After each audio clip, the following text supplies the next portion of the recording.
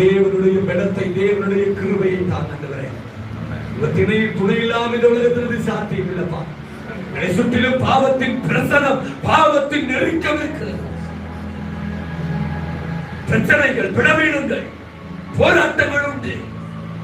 இந்த மத்தியில் நாங்கள் பரிசுத்தமாய் ஜீவிக்க, அசுத்தம் நிறைந்த பாபிலோனிலேயே தானியேல் பரிசுத்தத்தை காத்துக்கொள்ளும் நீ எங்களாலே முடியும் என்றவரே.